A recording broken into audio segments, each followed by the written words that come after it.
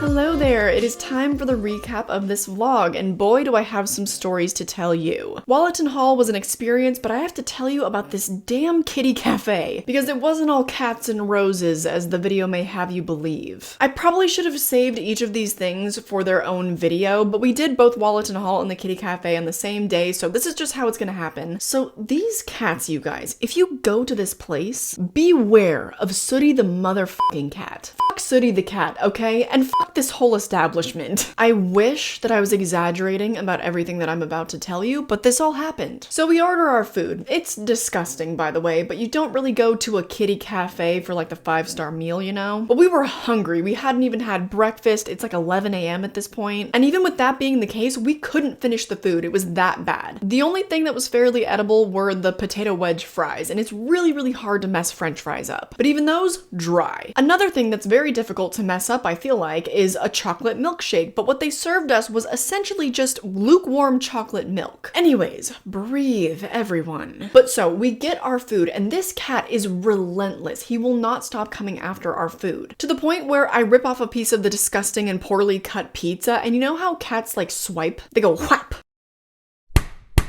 So he does that to me. His grubby little nails claw into my finger and my piece of pizza flies, I shit you not, like 5 feet away. The cat doesn't stop. He goes over to Mason. He's non-stop, fully in our shit. He knocks over Mason's water. The water gets all over his phone. It's spilling all over the floor, but lucky break, Sooty the cat loves ice cubes. So basically the rest of the time we were there, which wasn't much longer, he was just chasing all the damn ice cubes all over the floor, causing an absolute racket. And one of the weirdest things about this experience is that both of the hostesses were standing maybe 6 or 7 feet away at most. And they're not apologetic whatsoever, like they don't give a singular fuck. So I'm led to believe that this just happens all the time, right? Sooty is just a menace and that's just the way that it is. I thought maybe at the minimum they would be like, oh sorry, he's really persistent, would you like another glass of water? But none of that, no sympathy. They didn't even turn in our direction. I think one of them went to pick up the pizza, but they did not care. And I believe that I know why Sooty acts the way he does. I think I cracked the case.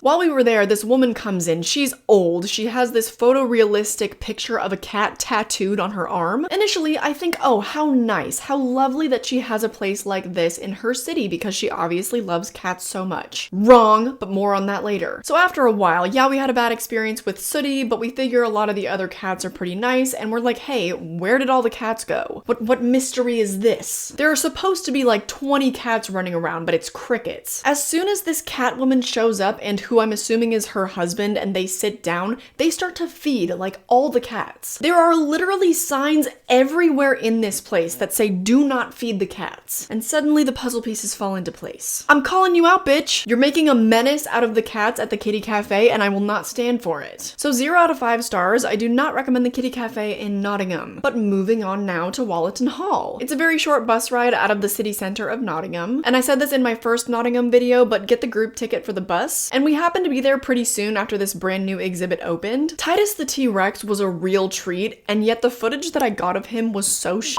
It's a shame, honestly, but maybe judging by that, you can tell that he is worth seeing in person. The admission ticket to see that was pretty cheap. I think it was about 12 euros or something, or pounds. And not only did they have Titus and some other interactive exhibits, but they also had this very macabre collection of taxidermy animals. And that was so weird to me, and weird to think just of how back in the day, they didn't have the internet and all these pictures weren't readily available of literally whatever species you wanted to see. So the best way for people to be able to see what kind of species existed out in the world was to go find them, kill them, stuff them, and stick them behind glass. But the British have historically been a menace to the world, so it tracks. Back to Titus though, the T-Rex, you truly could not imagine the scale of him unless you're standing right there. And like, yeah, I'm standing there so you can literally tell the scale, but standing under him was so surreal because never in my life had I been able to fully visualize like what it would be like to stand in front of a T-Rex. But if you didn't know, I'm a slut for dinosaurs. I love Jurassic Park, have ever since I was a kid. Dinosaurs just always fascinate me, and my inner child was like, are you seeing this right now? And then we walked around this giant pond that's on the Wollaton grounds, another gorgeous day. We literally got good weather for every single outdoor activity that we planned, but the deer there are huge. In the States, I think we have like white-tailed deer or something, and they're, relatively speaking, they're little guys. In the UK, they have red deer, and they are huge. But not only that, they're so docile that you saw they got within like 5 feet of us. I'm not used to deer being so laid back like that and just chilling, being like, yep, coming through. So that was an experience. But that's about it for Wollaton Hall. I definitely recommend it. It's not necessarily a must-see, but there aren't a ton of other cultural things to do in Nottingham, besides the castle if you've seen my video on that. So I would probably rate it as my second favorite thing that we saw while we were in Nottingham. But that concludes all my stories for this vlog. For future reference, I'm gonna be making playlists of all the vlogs from each city that I go to. So these should all hopefully be on a Nottingham playlist. So if you're planning on going there, you can see all the things that I did and maybe plan your trip accordingly. Mind you, when I went, I was a very broke college graduate. So most of the things I do are very affordable, and I think that definitely helps when you're planning to travel. I already have a London playlist. I'm gonna make one for Edinburgh, Inverness, one for Germany, etc. So I hope that you stick around and subscribe if you haven't already. But other than that, travel safe, and I hope I see you in the next one. Bye!